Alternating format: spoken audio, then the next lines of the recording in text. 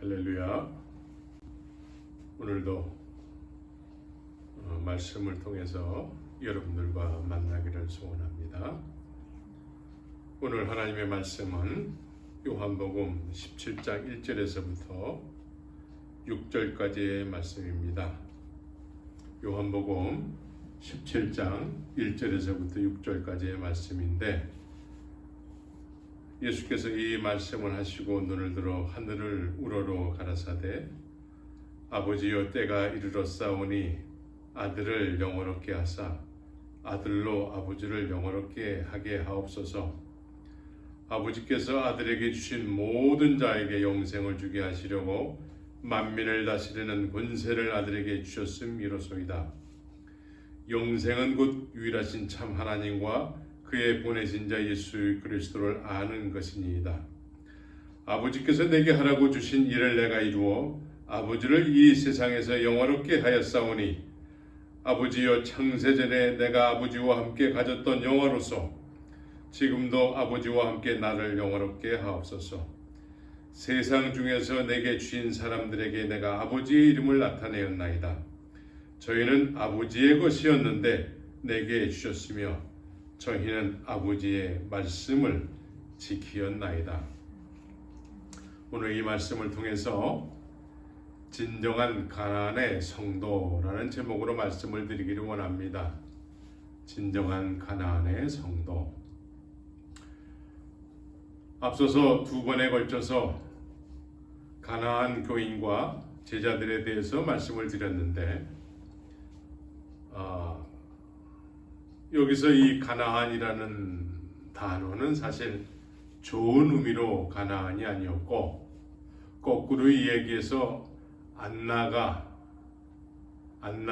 성도들, 예수는 믿는데 교회는 안 다닐 거예요 해서 종교인으로 남아있는 사람들, 안나가 교인들을 가나안 교인이라고 요즘 일컫는다고 말씀을 드렸습니다. 그런데 오늘은 좋은 의미로 가나안 성도. 여기서 가나안이라는 의미는 하나님께서 이스라엘 백성들이 애굽에서 종살이 할 때에 애굽에서 구원하심과 동시에 약속하고 있는 땅이 가나안이었습니다. 그래서 하나님의 약속의 땅에 온전히 들어가서 하나님의 영광을 위해서 하나님께서 허락된 가나안 땅을 점령하면서 하나님을 영화롭게 하는 삶을 살아가는 사람들을 가나안 성도라고 일컫게 되는 것입니다. 그래서 오늘은 진정한 가나안 성도라는 제목으로 말씀드리기를 원합니다. 근자에 들어서 믿음이라는 단어에 대해서 자꾸 여러분들에게 말씀을 드리게 됩니다. 우리는 믿는다고 입술로 고백을 함으로 인해서 사람들로 하여금 믿음이 있다라고 인정을 받게 되는 것이죠. 많은 경우에 입술로 고백하는 것이 어느 정도 시간이 지나서 그 공동체에 적응을 하게 되면 그 입술에 고백한 것이 믿음으로 이렇게 정착이 되어서 이제 사람들로부터 인정을 받고 그 공동체에서 주는 직분도 받게 되면서 어엿한 믿음의 사람이 되게 됩니다. 그런데 이 성경에서 믿음이라는 것을 말씀하는 데 있어서는 거듭남이라는 것을 전제로 해서 믿음을 이야기하고 있습니다. 거듭남은 뭐냐면 새롭게 태어나는 것을 의미하고 있습니다. 지금까지 살아왔던 것을 다 뒤로 하고 새롭게 새 생명이 되어서 새로운 길을 가는 삶을 사는 것을 거듭남이라고 말씀을 하고 있습니다. 그래서 예수님께서는 물과 성령으로 거듭나야 돼. 이 말씀을 들은 니고데모는 어머니 뱃속에서 다시 들어갔다 나와야 됩니까? 라는 의미로 이해를 했다라는 것입니다.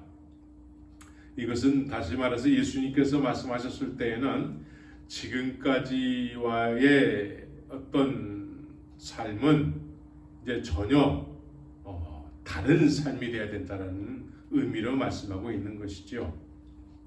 그래서 이 믿음이라는 단어는 거듭남을 전제로 해서 말씀을 하고 있습니다. 그런데 오늘날 많은 경우에 입술로 고백한 것 자체가 믿음의 행위다라고 사람들이 그렇게 가르치고 또 사람들이 그렇게 인정을 해주고, 그래서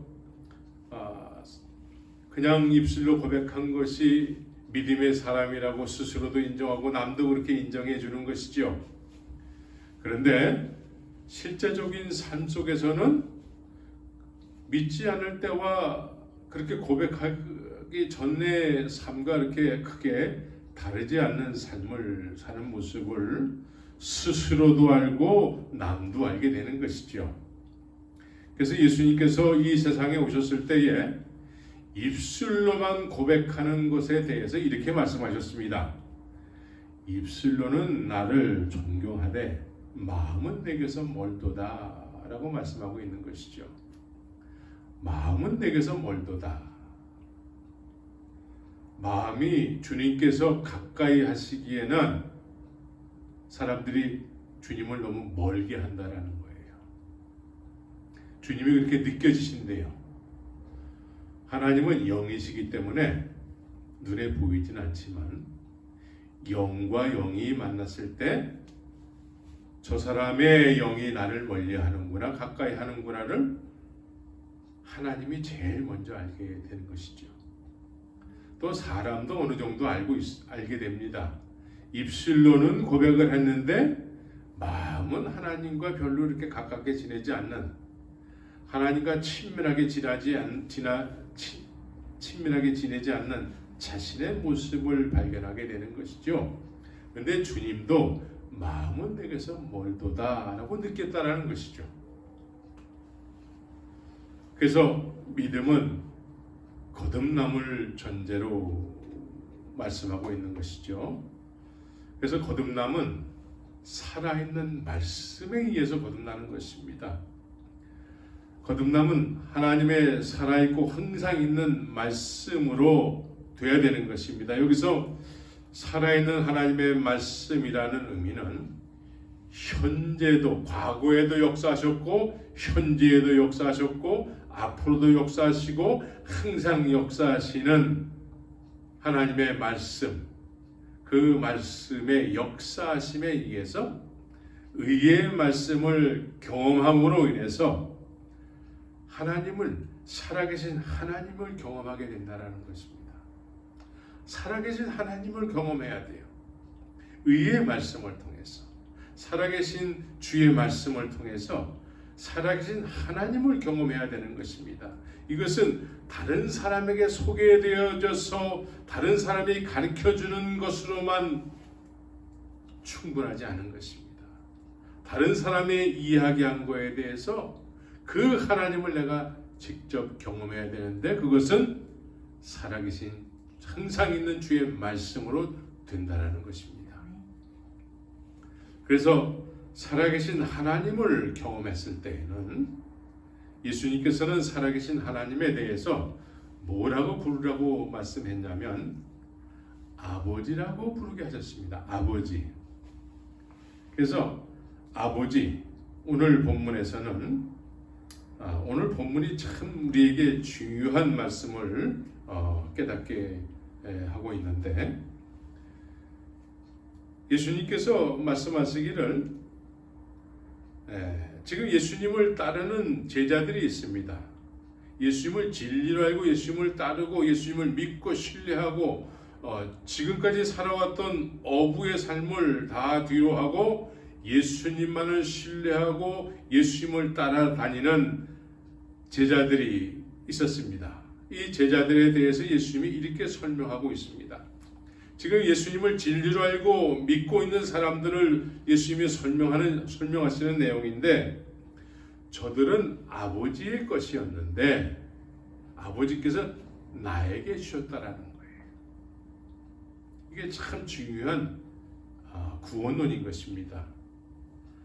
지금 예수님을 믿고 있다고 하는 사람들은 먼저 예수님을 믿기 전에 아버지 것이어야 되는 것입니다.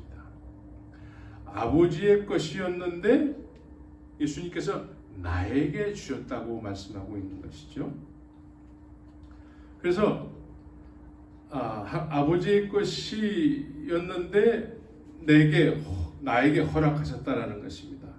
나에게 허락된 아버지의 것들에게 지금 예수님을 진리로 알고 예수님을 따르는 자들에게 예수님께서는 내가 아버지의 이름을 나타내었나이다 라고 말씀하고 있습니다.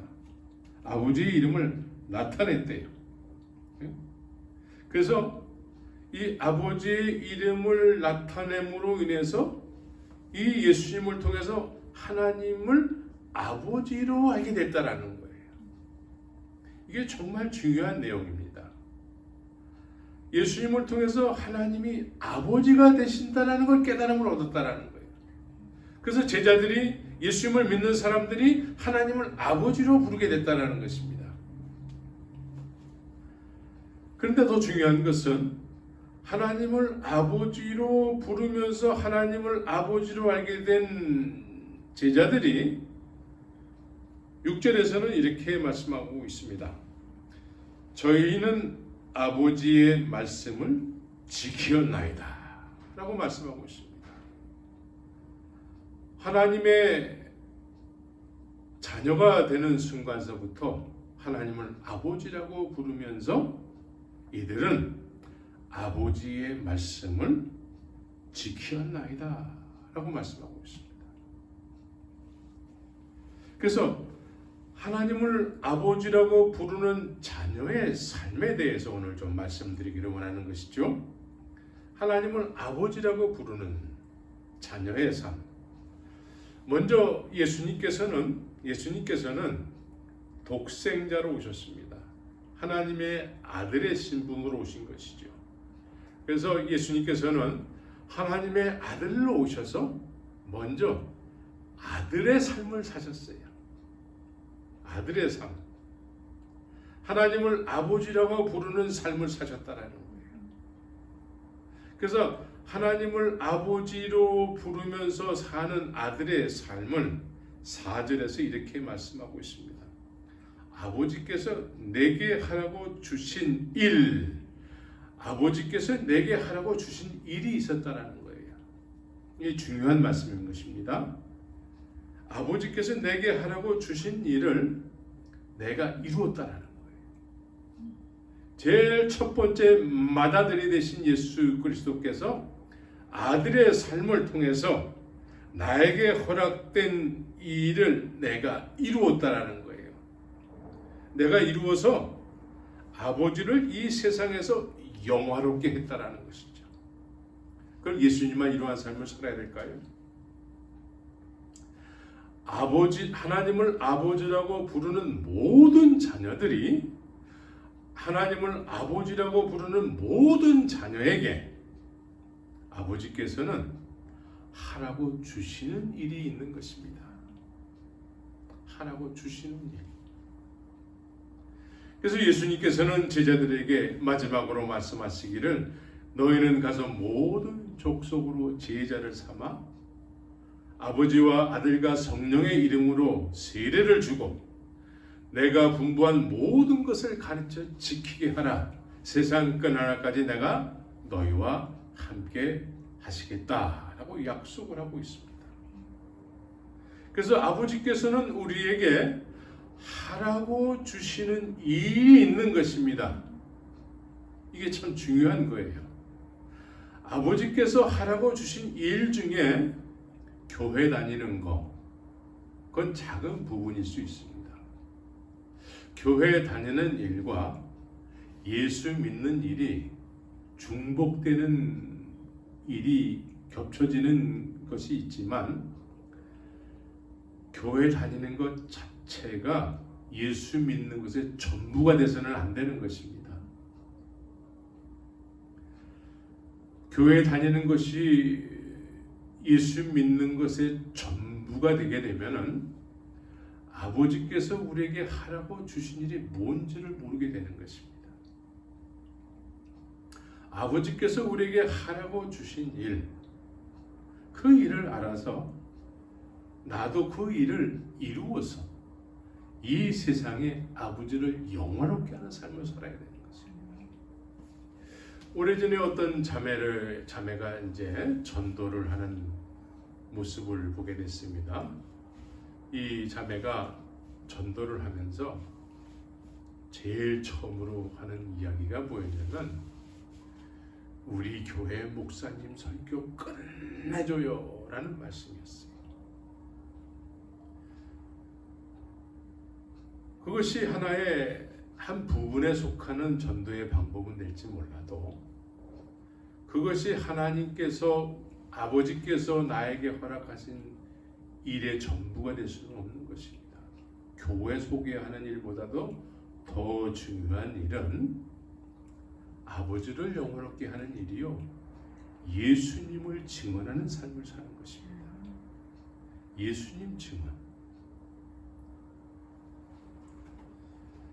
그래서 믿음으로 사는 삶에 대해서 우리는 거듭남을 전제로 하는 것이죠. 그래서 로마서 1장 16절에서는 이렇게 말씀하고 있습니다. 복음에는 하나님의 의가 나타나서 믿음으로 믿음에 이르게 한다 라고 말씀하고 있습니다. 믿음으로 믿음에 이르게 한다. 히브리서 3장을 또 우리가 좀 이해해야 되는데, 히브리서 3장을 여러분들이 다 피시고 말씀을 들으셨으면 좋겠습니다. 히브리서 3장은 하나님의 은혜를 받아도 조금 받은 사람들이 아니고 정말 충만하게 받은 사람들의 이야기인 것입니다. 여기서 나오는 말씀 가운데 우리가 정말 깊이 묵상해야 될 내용이 뭐냐면, 우리가 시작할 때에 확실한 것을 끝까지 견고히 잡으면 그리스도와 함께 참여한 자가 되리라 라고 말씀하고 있습니다. 여기서 처음에 시작할 때에 확실한 것을 끝까지 견고히 잡아야 된다는 말씀을 하고 있습니다. 그러면 여기서 끝까지 견고히 잡아야 되는데, 끝까지 견고히 잡아야 되는 상황 속에서 그렇지 못한 상황이 자꾸 연출이 된다는 거예요. 꼭 잡아야 되는데 잡지 못하게 하는 상황이 계속 연출이 된다는 거예요. 그래서 믿음으로 믿음에 이르는 과정 속에서 우리는 하나님의 약속의 땅에 들어가야 되는데, 약속의 땅에 들어가는 데 있어서 들어가지 못하게 하는 여러 가지 상황이 계속해서 연출이 된다는 거예요. 그 연출이 되는 상황이 히브리서 3장에 기록된 내용인 것입니다. 그래서 우리가 믿음으로 믿음에 이르러야 된다는 것이죠. 여기서 믿음으로 믿음에 이른다는 의미는 우리가 예수님을 처음 만나서 믿기 시작했을 때에 제자들에게 예수님께서는 나를 따르라, 그냥 맹목적으로 따르라고 말씀하지 않으시고 어떤 주님의 목적을 가지고 나를 따르라 라고 말씀하셨다는 거예요. 하나님도 아브라함에게 본토 지적 아비집을 떠나라 라고 말씀하셨을 때에는 그 미래에 아브라함이 성취해야 될 어떤 하나님의 약속을 말씀하시고 본토 지적 아비집을 떠나라 라고 말씀하셨다는 것이죠. 그래서 믿음으로 믿음에 이른다는 의미는 하나님의 약속을 처음서부터 말씀하시고 이 약속을 쫓아서 그 약속이 이르는 곳까지 가야 된다는 의미로 말씀하고 있는 것이죠. 그래서 히브리서 3장도 마찬가지의 의미로 말씀하고 있는데, 애굽에서 종살이 하던 사람들을 하나님께서 모세라는 사람을 보내서 이제 가나안 땅까지 가야 된다는 거예요. 가나안 땅까지. 그래서 이 가나안 땅까지 가는 여정 속의 시작이, 이 사람들의 시작은 믿음으로 믿음에 이르는, 그래서 여기서 믿음이라는 것은 하나님께서 가나안을 약속하시면서 애굽에서 나갈 수밖에 없는 여러 가지 조건을 하나님께서 허락하셨어요. 애굽에서 나갈 수 있는 조건, 그 조건이 뭐냐면 모세를 통해서 여러 가지 기적을 경험케 하는 거예요. 이런 기적이 없으면 애굽에서 그냥 나 여기서 그냥 살다가 죽을래, 뭐 인생 뭐 있어 하면서 살게 되는 것이죠.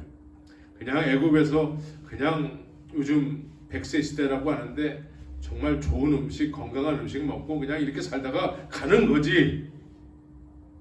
오늘날 많은 경우에 그런 생각들을 하면서 살아가고 있습니다. 그래서 애굽에 종살이하던 이스라엘 백성들은 종살이하던 어떤 습관들이 있어서 그 습관을 쉽게 버려지지 않는 습관인 것이죠. 종살이하는 거예요. 종살이만 하면 먹고는 사니까.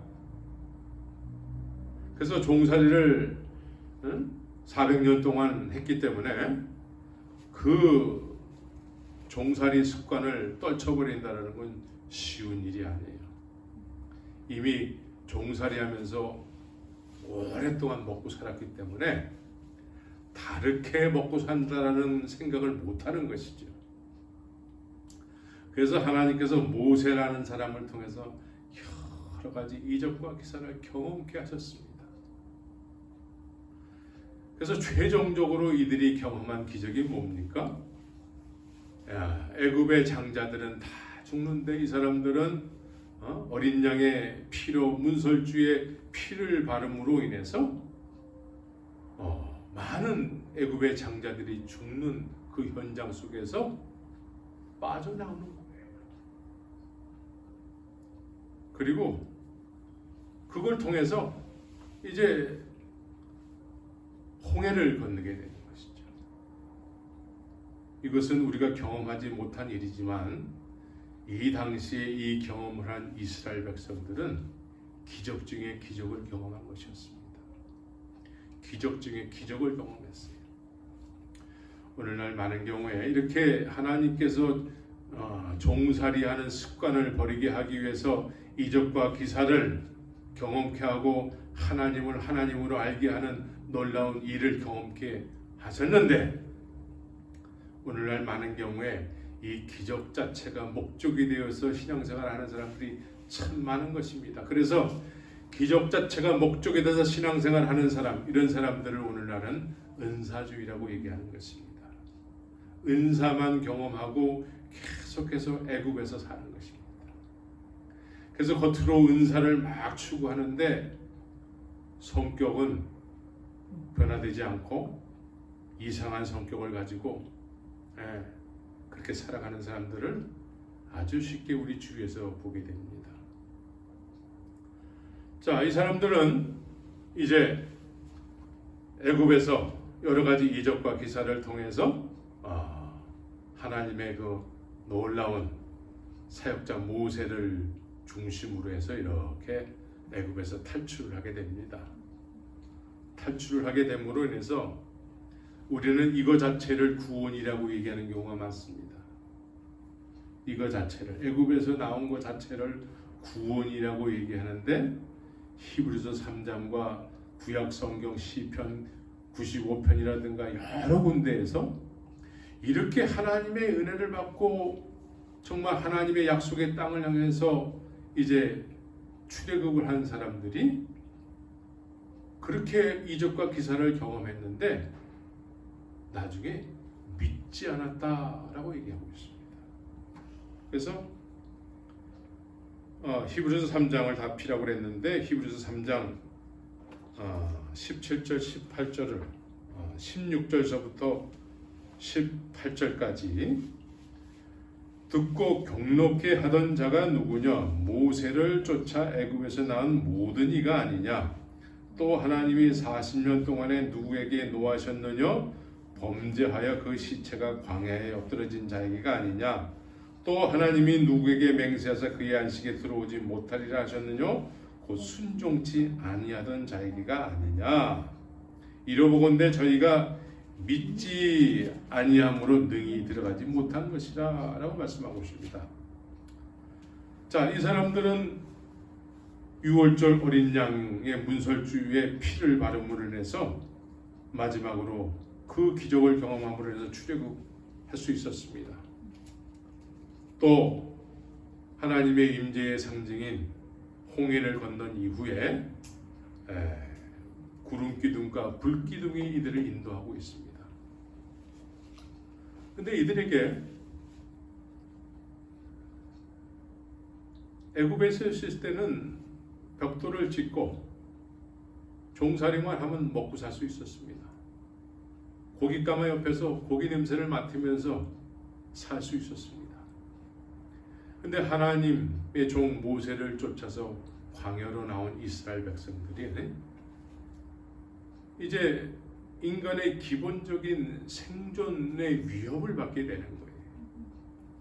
인간의 생존의 기본권이 위협을 받게 되니까 이 사람들은 갑자기 돌변해서 그동안에 하나님의 은혜를 받은 것을 기억하지 못하고 이 사람들이 뭐라고 고백하냐면 한 장관을 세워서 우리 애굽으로 다시 돌아가자라고 말씀하고 있다는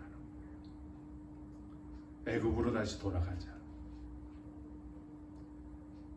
이 의미는 뭐냐면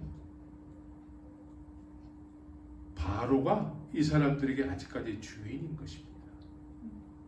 하나님의 그 불기둥과 구름기둥 안에 있는 광야의 이스라엘 백성들이 이 사람들이 은혜를 경험하지 못한 사람들도 아니요 기적을 경험하지 못한 사람들도 아닙니다. 그동안에 무서워서 떨게 했던 애국 군대가 눈에 보이는 것도 아닙니다. 바로가 있는 것도 아닌데 이들이 어느 순간에 인생의 기본적인 생존권 문제가 대두되다 보니까 이들의 마음에는 이제 과거로 돌아가자라고 말씀하고 있다는 것이죠. 과거. 그래서 우리 진정한 거듭남은 과거와의 단절이 되어야 되는 것입니다. 하나님의 은혜로 출애굽을 했으면 하나님을 계속 바라보면서 쫓아가야 되는데 어떤 문제가 생기니까 그 문제를 통해서 과거로 돌아가자라는 어떤 그런 마음의 결심이 있게 됐다는 것이죠. 이런 사람들에게 하나님께서 정말 전무후무하게 이 세상의 한 민족에게 그런 은혜를 베풀어 주신 적이 없는데 그런 은혜를 받은 사람들이 어떤 문제가 생기니까 하나님은 안중에도 없고 바로에게로 돌아가자라고 얘기했다는 것이죠. 그것이 민수기 14장에 나오는 내용인 것입니다. 그래서 이 사람들이 은혜를 받지 않은 게 아니에요. 오히려 지금 우리가 은혜를 받았다고 하는 사람들보다도 표현할 수 없는 그 놀라운 하나님의 영광을 경험했던 사람들인 것이죠. 근데 이런 사람들이 속 사람은 아직도 거듭난 것이 아니었다라는 거예요.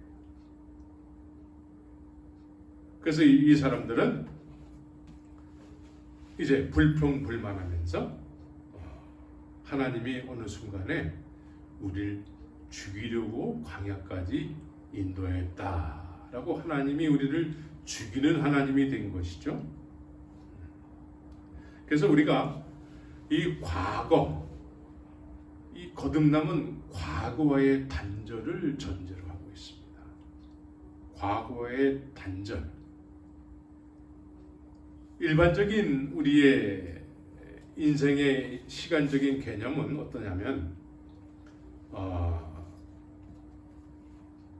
과거가 있기 때문에 현재가 있고 현재가 있기 때문에 현재가 미래를 또 있게 하는 것이죠. 이게 일반적인 개념이에요.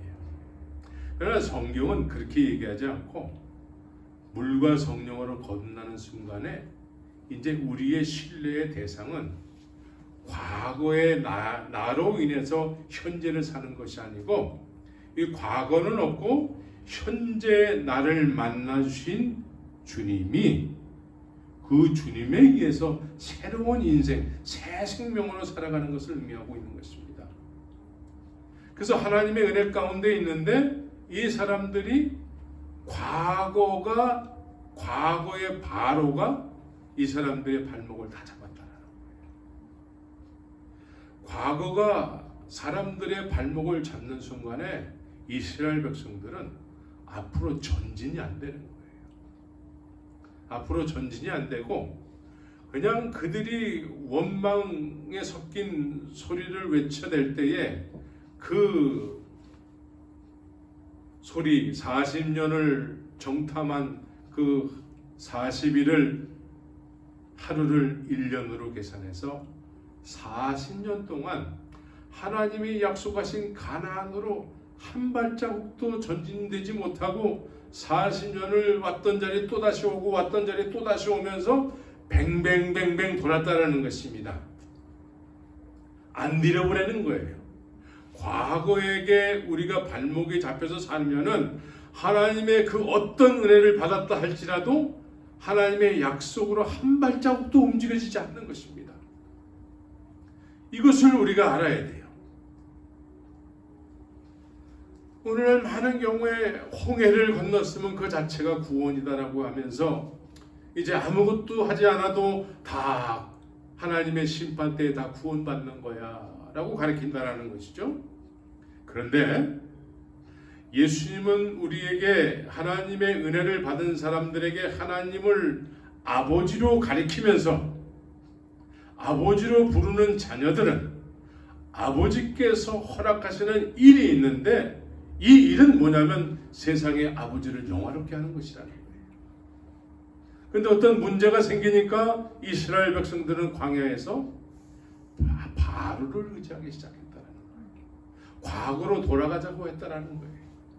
이런 자들에게 하나님께서 진노하고 경노하셨다라고 히브리서 3장은 말씀하고 있는 것입니다. 그래서 처음에 확실한 것을 견고히 붙잡지 않으면은 그리스도와 함께 참여한 자가 되지 못하는 것입니다. 히브리서 3장은 그걸 말씀하고 있습니다. 그래서 하나님의 아들로서 하나님을 아버지라고 부르는 순간에 우리의 인생에 어떤 기본적인 생존 문제가 대두될지라도 아버지로 알고 아버지를 의지해야 되는 것입니다. 그래서 마태복음에서 이런 말씀을 하고 있습니다. 너희는 먼저 그의 나라와 그의 일을 구하라. 그리하면 이 모든 것을 더하여 주리라 라고 말씀하고 있는 것이죠. 어떤 상황 속에서도 어떤 우리 육신에 어떤 문제가 있을 때에 과거의 내 상식과 경험을 가지고 그 현재를 해석을 하게 되면은 이스라엘 백성들이 바로에게로 돌아가고자 하는 어떤 그런 해석을 내리는 것과 같은 것입니다. 그래서 현재 어떤 문제가 생겼을 때에 나의 상식으로 그거를 해석하면 안 되고 우리는 온전케 하시는 예수 그리스도를 바라봐야 되는 것입니다. 지금 나에게 아버지가 되시는 하나님을 바라봐야 된다는 의미인 것입니다. 그래서 하나님을 아버지로 바라보면서 이 어렵고 힘든 광야 같은 세상 속에서 하나님을 바라보면서 하나님을 의지하고 신뢰할 때에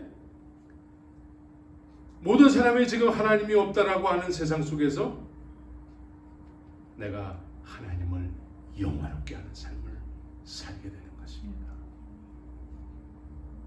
오늘날 많은 경우에 하나님이 없다라고 여기저기서 외치고 있습니다. 이제 교회들조차도 이제 형식주의에 빠져서 이제 하나님 이름은 외치지만 우리가 하나님이 안 계시다라는 어떤 막연한 생각 속에서 신앙생활하는 경우가 많이 있는 것입니다. 이런 현실 속에서 육신의 문제가 생기면 체념을 한다든가 과거에 의지해서 수단과 방법을 가리지 않고 죄인데도 불구하고 그것을 해결하려고 노력을 하다가 어떤 죄인의 모습이 되는 경우가 많이 있는 것이죠. 그래서 우리는 이런 현실 속에서 내가 아버지라고 부르는 하나님이 진짜 하나님임을 확인해야 되는 시대가 된 것입니다. 그래서 갈렙과 여호수아처럼 하나님은 우리에게 아버지가 돼요. 가나안에 많은 안악자손이 있을지라도 그들은 우리의 밥이지, 이들은 하나님을 먼저 봤기 때문에 그렇습니다. 우리는 하나님을 먼저 바라봐야 돼요. 하나님이 아버지가 된 이상, 내가 아버지라고 부르는 순간에 아버지는 나의 미래의 모든 것을 예비하신 아버지신 것이죠. 그래서 아버지를 신뢰해야 되는 것입니다. 이것이 믿음이에요. 그래서 우리는 과거에 의해서 현재를 살면 안 되는 것입니다. 지금 우리가 살고 있는 현재는 미래를 향한 현재가 되어야 되는 것입니다. 미래를 향한 현재. 그래서 약속의 땅을 향한 현재가 돼야 되는 것인데, 이스라엘 백성들, 히브리서 3장에 소개되고 있는 이스라엘 백성들의 이야기는 과거로 인해서 현재를 지금 살고 있는 모습인 것이죠. 절대로 우리는 과거가 우리를 주관하는 삶을 살아서는 안 되고 미래를 향해서 현재를 살아야 되는 것입니다. 미래를 향해서. 그래서 예수님께서는 나를 따르고 싶거들라 매일같이 자기를 부인해야 된다는 거예요. 여기서 부인이라는 의미는 과거가 자꾸 우리를 붙잡는다라는 거예요. 과거의 끈이 자꾸 우리를, 과거의 내가 과거를 통해서 지금 나라고 자꾸 생각한다라는 것이죠. 이게 옛사람이에요. 옛사람. 그래서 이 과거를 자꾸 부인해야 되는 거예요. 그리고 미래를 향한 나로 자꾸 살기를 힘써야 되는 것입니다. 그래서 확실한 것을 끝까지 견고히 잡고 나가야 되는 거예요. 자기를 자꾸 부인해야 되는 거예요. 이 말씀만 외우고서는 끝나는 것이 아니고 실제로 우리가 부인하는 삶을 살아야 돼요. 이스라엘 백성들이 부인하지 못했기 때문에 광야에서 다 죽었다고 말씀하고 있는 것입니다. 그래서 매일같이 자기를 부인하고 자기 십자가를 지고 나를 쫓을 것이니라. 그래서 미래의 믿음의 길은 미래를 향해서 예수님이 먼저 가신 길을 우리가 쫓아가는 것이죠. 그래서 우리 가운데는 예수님만이 처음 가신 길이기 때문에 나는 한 번도 가본 적이 없는 거예요. 그래서 고난의 길이 될 수 있는 것입니다. 어쩌면 안 겪어도 되는 일을 겪을 수 있는 것입니다. 그래도 그 순간순간마다 하나님의 계획하심, 하나님께서 나를 어떻게 인도하실지 약속하신 그것을 바라보면서 그 길을 가야 되는 것입니다. 그러니까 그 은혜가 임하지 않으면 그 길 자체도 갈 수가 없는 것입니다.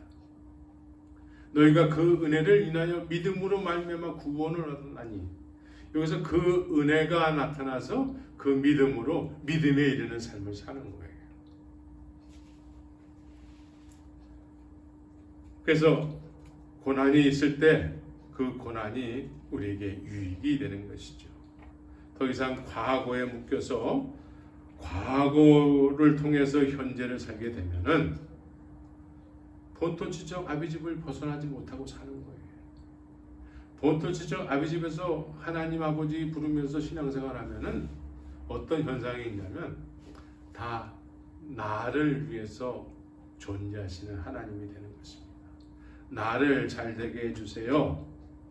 오늘날 잘못된 신앙이 뭐냐면, 세례 요한은 나는 쇠하고 예수님이 흥해야 된다고 그렇게 외쳤는데, 오늘날 잘못된 신앙생활은 나는 흥하고 예수님은 어떻게 해도 괜찮다고 여기는 신앙생활을 하는 것입니다. 아주 잘못돼도 완전히 잘못된 것이죠. 그래서 오늘날 목회자들이라고 하면서 부자로 사는 사람들이 많습니다. 이제 예수님을 흥하게 하기 위해서 택한 어떤 믿음의 길이라면 자기가 흥하고 예수님은 어떻게 돼도 괜찮은 그런 삶을 살아서는 안 되는 것이죠. 이제 나는 쇠하고 예수님을 흥하게 하는 삶을 살아야 되는 것입니다. 그래서 믿음의 길은 과거와의 단절이라면 미래를 향한 현재를 사는 것이어야 되는 것입니다. 그래서 이 믿음의 여정 속에서 겪지 않아도 되는 일을 겪을 수도 있는 것이죠. 그러나 늘 주님께서 약속하시고 계획하신 그 길로 인도하시는 그 확신을 가지고 견고히 잡고 확실하게 견고히 잡고 그 미래를 향해서 비전을 향해서 가야 되는 것입니다. 그래서 믿음의 길이라는 것은 결국은 하나님께서 약속하신 것이 이루어지는 데까지 이르는 것을 의미하는 것입니다. 믿음으로 믿음에 이른다라는 의미는 이제 하나님께서 약속하신 것이 하나님께서 이루시는 데까지 우리가 이르는 것을 의미하는 것입니다. 그래서 하나님의 말씀이 우리로 하여금 진정한 거듭남을 있게 했다면 이제 우리는 그 역사하시는 하나님의 살아계신 말씀에 의지해서 이제 확실하게 끝까지 그것을 붙잡고 나가야 되는 것입니다. 애굽이라는 과거에 의해서 현재를 살아가는 애굽 사람의 삶을 더 이상 살아서는 안 되는 것입니다. 물론 우리가 교회를 다니고 나 믿어요, 예배하고 찬송하고 다 할 수 있습니다. 겉으로는 다 할 수 있어요. 입으로는 나를 존경하는데 마음은 내게서 멀도다 라고 주님이 말씀하고 계시는 것이죠. 그래서 우리가 이스라엘 백성들 하나님의 택함을 받아서 하나님의 은혜를 이빠이 받았는데 결국은 광야에서 과거가 이들을 주관하는 삶을 살았다는 것이죠. 은혜를 전혀 받지 않는 사람들에게 이야기하는 것이 아니고 기적이라는 기적은 다 경험하고 하나님께서 지금 함께하고 계세요. 눈으로 보여요. 하나님께서 함께 하시는 것을 눈으로 볼 수 있는 현장 속에서 이들의 주인은 바로인 것입니다. 과거가 이들을 앞으로 전진하지 못하게 하는 것이죠. 말씀을 정리하겠습니다. 과거에 묶여서 불순종하며 미래를 허락받았지만 들어가지 못하는 슬픈 이야기가 히브리서 3장의 이야기인 것입니다. 우리가 은혜 받았다고 해서 안심하고 그냥 아무렇게나 해도 구원은 받는 거야, 교회만 다니면 되지, 이런 착각 속에서 빨리 헤어나오시기를 예수 이름으로 축원합니다. 그래서 14절 히브리서 13장 14절에 우리가 시작할 때 확실한 것을 끝까지 견고히 잡으면 그리스도와 함께 참여한 자가 되리라. 여기서 참여한다라는 의미죠. 이 의미는 그리스도와 함께 한다라는 거예요. 그리스도와 함께 연합이 된다라는 거예요. 연합. 그래서 요한복음 14장에서도 이런 말씀을 하고 있습니다. 요한복음 14장에 보면은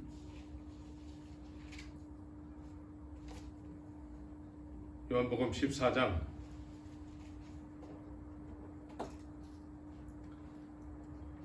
20절에 보면은 여기 아주 중요한 말씀이 있습니다. 이 말씀은 여러분들이 언더라인 했으면 좋겠어요. 그 날에는 내가 아버지 안에, 너희가 내 안에, 내가 너희 안에 있는 것을 누가 안다고요? 너희가 알리라 라고 말씀하고 있습니다. 이게 그리스도와 함께 참여하는 자가 누리는 이야기인 것입니다.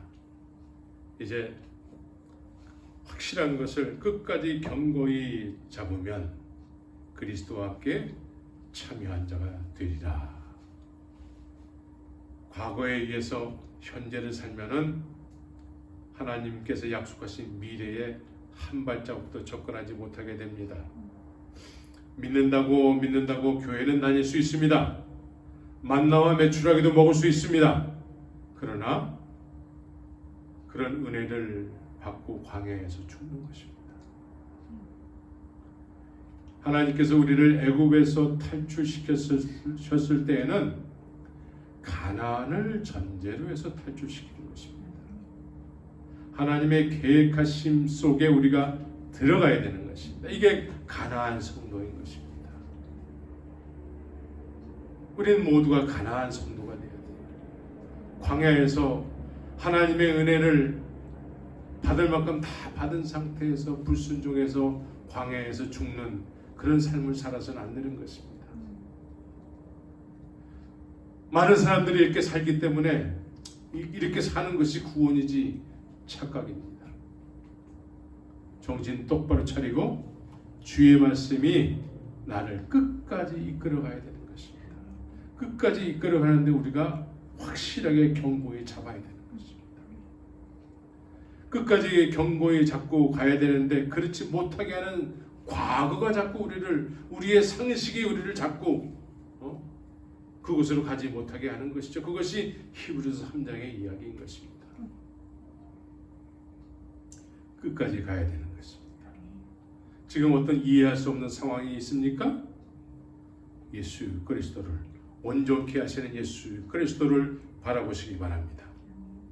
그분은 우리에게 하나님의 아버지가 되신다는 것을 알려주시기 위해서 오신 하나님의 영광의 본체이신 것입니다. 그래서 온전케 하시는 예수 그리스도를 바라보시면서 지금 이해할 수 없는 상황이 있을지라도 그것을 감사하면서 그 예수 그리스도를 바라보시면서 이 어려운 일들을 지나가야 되는 것입니다. 그래서 이 또한 지나가리라. 지나가게 되는 것입니다. 우리는 이 세상에 와서 이 세상을 지금 지나가고 있습니다. 이 세상을 지나가고 있는데 어디로 가야 됩니까? 어떤 길을 가야 됩니까?